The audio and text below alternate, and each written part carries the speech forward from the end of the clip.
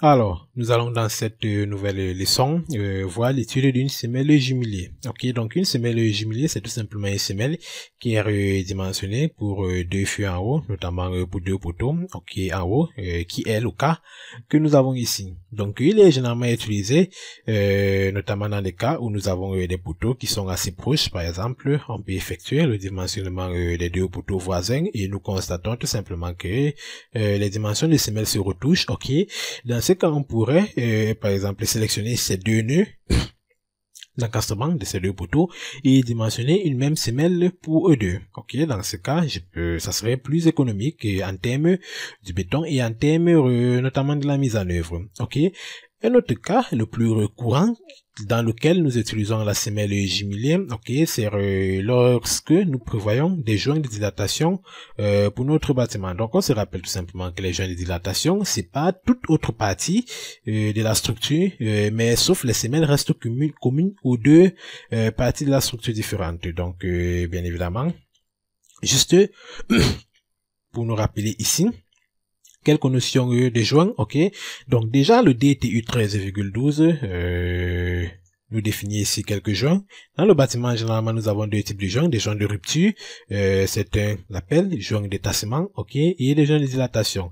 Donc, notamment, un joint de rupture doit être aménagé entre deux éléments d'ouvrage voisins lorsqu'ils subissent des différences importantes de charge et de tassement.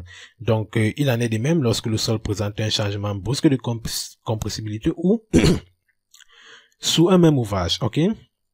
Donc, quant aux joints de dilatation, sur un sol homogène, lorsque le sol est homogène, nous prévoyons plutôt un joint de dilatation. Les joints de rupture coupant les fondations sont de préférence évités. Les joints de dilatation normalement prévus sont arrêtés au niveau des semelles de fondation. Donc, les joints de dilatation s'arrêtent là. Ils ne séparent pas la fondation, contrairement aux joints de rupture, lui qui sépare les fondations. Ok. Donc, pour mieux réviser ce concept, nous allons tout simplement, donc je veux en quelque sorte mettre cette présentation de quelques pages sur les joints à votre disposition pour téléchargement sur notre plateforme de formation, tout simplement en bas de ce cours. Donc nous avons les joints, notamment dans le bâtiment, comme je le disais, nous avons deux types de joints, les joints de rupture et les joints de dilatation.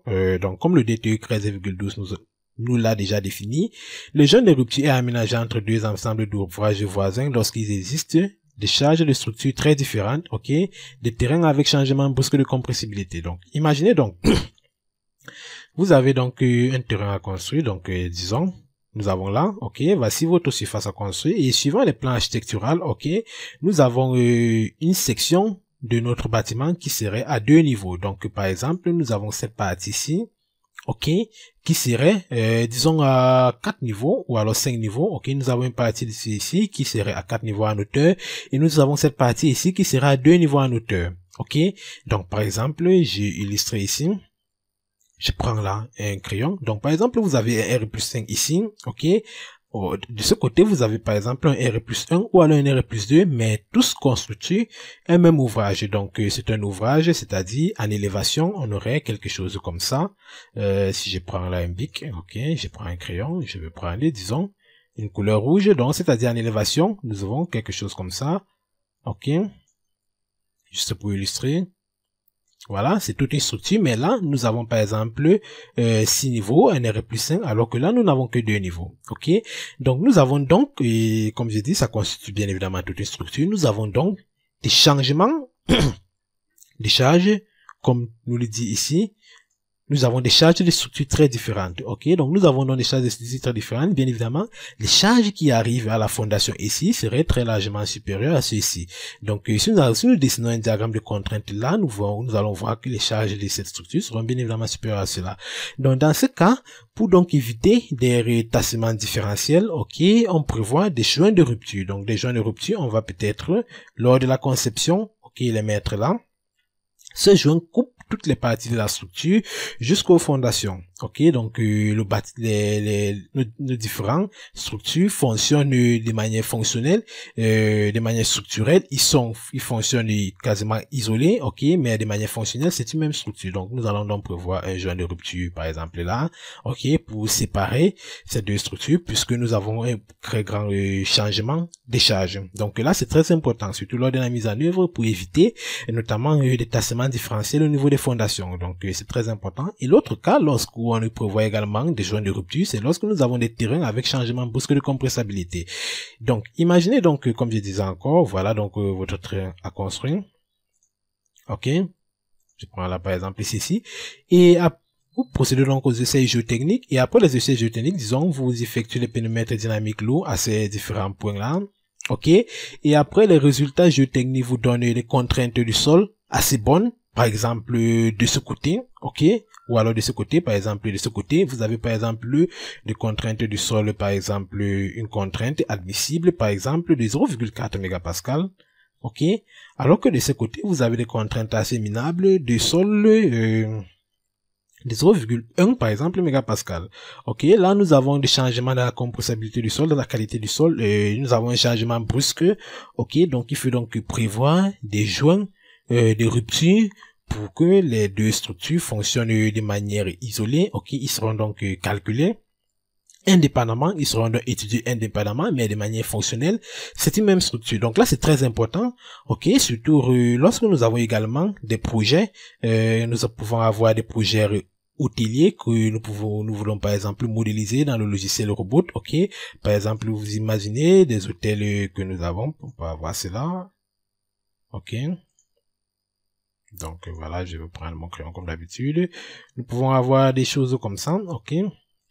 Il faut y prévoir des joints lors des calculs dans le logiciel robot. Bien évidemment, la question qu'on va me poser, c'est comment est-ce que prévoir des joints dans le robot? On va y arriver. Ok, donc voilà donc les deux cas de figure, comme prévoir des joints de rupture. Ok, maintenant passons au deuxième type de joint.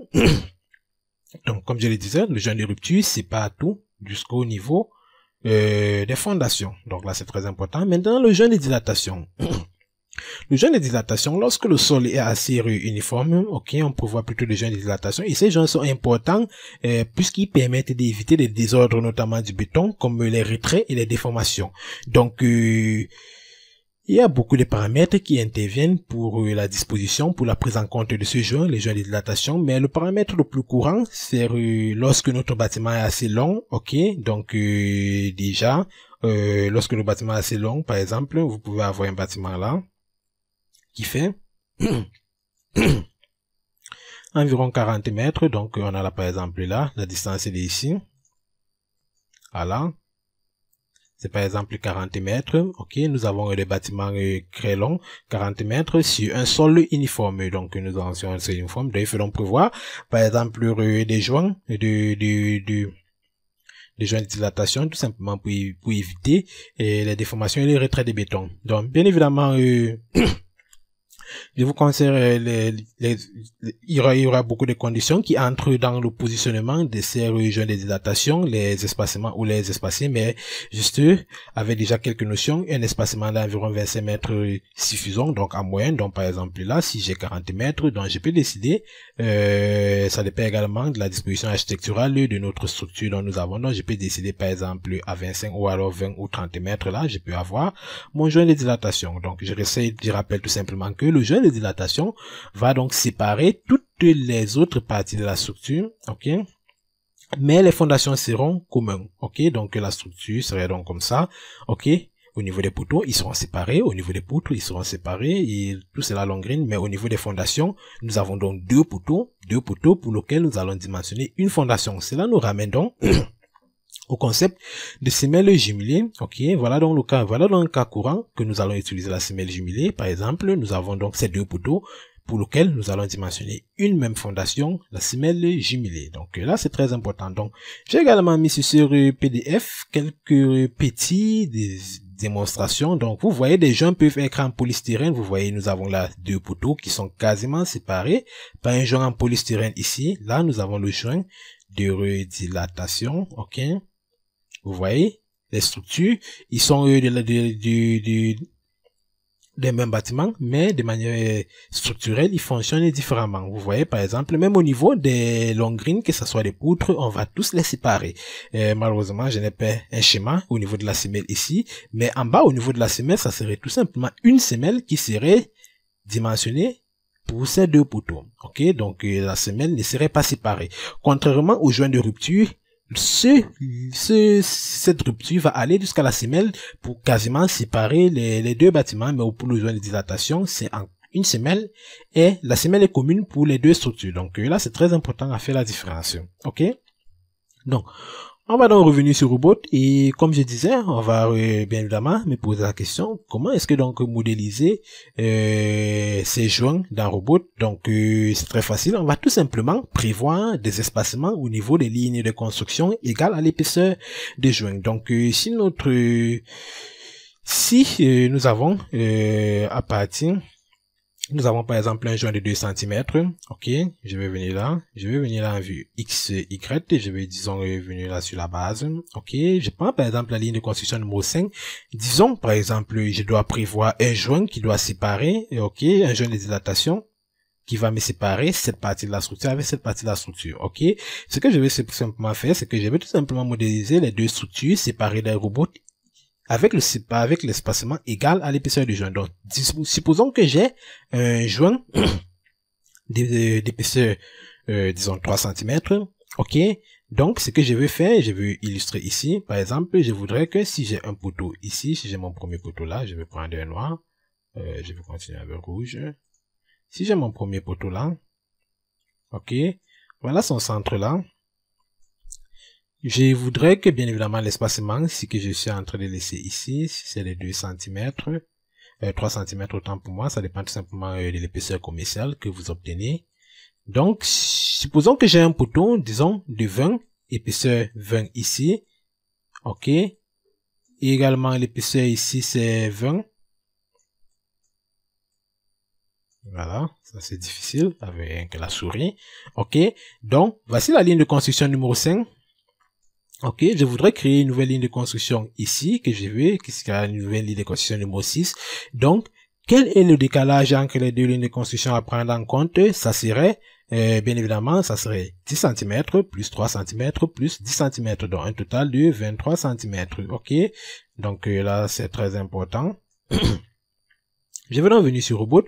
Au niveau de la ligne de construction numéro 5, donc, nous avons l'avantage, nous avons créé des lignes de construction de manière cartésienne au niveau de Y. Ligne de construction numéro 5, répétez une fois l'espacement de... Vous êtes à combien? 23 cm, 23 cm, 0,23, 0,23 mètres. Je vais ajouter. Ok, je vais appliquer. Et là, je vais fermer. Donc, voilà donc le positionnement du nouveau poteau. Ok, donc, disons, je vais créer une section de 20 x 40, ok. Donc déjà, si vous effectuez un prédimensionnement d'une section, par exemple, de 40 x 40, ok, et au niveau de ici, vous devez par exemple prévoir un joint, vous savez que, par exemple, vous pouvez tout simplement diviser, ça va donner par exemple 20 x 40 et 20 x 40, ok. Mais il faut se rappeler également que lors de la division, nous avons des sections minimales des poteaux, notamment suivant les règlements, il y en a des différents règlements, par exemple, les poteaux, les sections minimales de 15 cm pour les poteaux. Donc là, c'est également très important à prendre en compte cela. Donc, je peux créer là ma section. Donc là, j'avais initialement 37 sur 35. Bon, je peux prendre 20 x 40 comme deux poteaux de 20 x 40 là-bas. Voilà, si je vais les combiner, je veux ajouter cela. Ok, je vais fermer. Je peux passer en vue XY. Déjà, juste pour illustrer ici avec cet exemple ici. Ok, je vais sélectionner ce poteau-ci. Je vais le passer, je vais changer sa section et je vais choisir la section dont je viens de créer 20 x 40. Ok, très important. Et là, je dois créer un nouveau poteau. Je vais prendre l'option poteau. Je suis en haut. Je vais prendre en haut. Je vais prendre cela. Je vois ce que ça me donne. D'accord. Donc là, c'est bien. Fermé. Bien évidemment, pour matérialiser l'encastrement ici, je dois définir cet appui, je dois sélectionner ce nœud-là, je dois définir un appui encastrement appliqué et fermé. Donc là, je peux donc rallumer le coquelet de profilé. Ok, donc là, j'ai fait l'erreur de prendre une section en acier. NPE, je vais rapidement corriger cela pour prendre ma section en béton. Ok, donc vous voyez donc cette discontinuité qui est de l'épaisseur de joint va donc continuer, que ce soit au niveau des poutres, ok, sur tous les étages. Voilà donc comment on peut donc modéliser un joint dans Robot, tout simplement laisser un espacement comme ça, ok, quelle est l'épaisseur du joint. Donc si c'est donc un joint de rupture, si c'est un joint de rupture dans Robot, ok, si c'est un joint de rupture dans Robot, nous allons bien évidemment dimensionner deux semelles. Ok, deux semelles à part pour ces deux poteaux-là. Puisque le joint de rupture va également séparer nos deux semelles. Et en l'occurrence, on va constater que bien évidemment ces deux semelles seront excentrées. Donc nous avons un excentrement là et un excentrement là, notamment dans le cours suivant qui est illustré comment calculer et dimensionner une semelle excentrée. Donc très important. Or, si c'est un joint de dilatation, ok, pour ces deux nœuds ici, nous allons tout simplement dimensionner une même semelle pour ces deux. Donc là c'est très important. La modélisation du joint, on va tout simplement laisser une épaisseur entre les lignes de construction qui est de l'épaisseur du joint. Ok, les deux structures fonctionnent de manière différente. Donc je rappelle simplement que cette discontinuité également au niveau des poutres doivent être là, comme je vous ai illustré sur ce diagramme ici. Vous voyez, ils sont collés là, mais nous devons laisser l'espacement puisque c'est deux structures différentes. Voilà par exemple le joint en polystyrène. Ok, donc comme je disais, si c'est un joint d'étassement de rupture, deux semelles isolées à part à dimensionner. Pour un joint de dilatation, nous avons une semelle commune. Ok, donc pour donc repartir donc sur notre exemple de semelles jumelées, on peut tout simplement sélectionner deux nœuds. Donc on va tout simplement sélectionner les deux nœuds sur les deux poteaux. Donc je peux décocher le croquis de profilé pour mieux sélectionner cela avec la touche contrôle du clavier. Je peux maintenir la touche contrôle du clavier. Voilà mes deux nœuds que j'ai sélectionnés. Je les exporte tout simplement vers le module de ferraillage, le module de dimensionnement. Ok, suivant la géométrie. Vous nous voyez dans cette option, voulez-vous projeter une semelle pour les deux poteaux? Je vais tout simplement dire oui. Et directement, je peux cliquer ici. Ok, je vais revoir là. Donc là, il y a un problème lors de l'exportation. Je vais tout simplement revenir sur ma structure et réeffectuer l'opération. Ok, donc mes deux nœuds étant sélectionnés, bien évidemment, je vais l'exporter vers le module de dimensionnement. Oui, je vais laisser tout cela. Projeter une semelle pour les deux poteaux, oui. Ok, vous voyez là, si on décoche étage 2, où il se trouve, vous voyez semelle 504, 162, si je clique là, ok, je vais cliquer là, vous voyez, nous avons là, notre semelle, ok, à deux fûts. Donc voilà, c'est très important. Donc c'est venu ici à étage 2 puisque il y a peut-être tout simplement un problème de définition des différents étages. Ok, donc lorsque vous exportez, vous pouvez bien évidemment prendre l'option, par exemple ne pas suivre l'étage. Là, ça va tout simplement me classer tout. Ok, ça va tout simplement venir ici indéfini ici et là nous aurons donc tout simplement de votre choix. Donc comme je disais là, nous avons donc notre semelle à deux fûts. Ok, c'est très important. Et vous voyez, ça reprend tout simplement les dimensions des différents fûts. 0,20 fois 0,40, 0,20 fois 0,40. Là, c'est très intéressant. Ok, donc on peut donc venir ici, fixer donc nos différents paramètres. Autant pour moi, j'ai coché le mauvais bouton. Le paramètre géotechnique comme la contrainte du sol, contrainte admissible, contrainte à l'élu, contrainte à l'élu de 0,2, par exemple 0,25. Je vais un peu changer cette fois-ci. Et là, je peux lancer le calcul. Ok, et comme pour le cas de la semelle isolée, ok, on peut donc dimensionner. Donc, la semelle n'est pas assez grande tout simplement parce que c'est une, bien évidemment, c'est une semelle périphérique, ok, on ne reçoit pas beaucoup de charges. Donc, juste pour illustrer ici que voilà donc comment on peut donc projeter une semelle jumelée et insérer tous les différents paramètres comme dans le cas précédent pour calculer et pour dimensionner notre semelle. Ok, donc voilà. Donc on peut obtenir les différents plans, que ce soit les plans d'exécution. On peut venir là sur les dispositions du ferraillage, le fût, je ne veux pas les fûts, des attentes, oui. Je vais relancer les calculs. Ok, les dimensionnements s'effectuent tout simplement comme nous pouvons avoir les résultats des contraintes sur les différents bords et les plans d'exécution. Ok, et bien évidemment la note de calcul qui serait disponible là, que l'on peut l'exporter en format Word. Voilà donc comment on est capable de dimensionner une semelle jumelée avec deux fûts dans le logiciel Robot. Donc je vous remercie donc d'avoir suivi et je vous dis tout simplement à très bientôt pour une nouvelle leçon.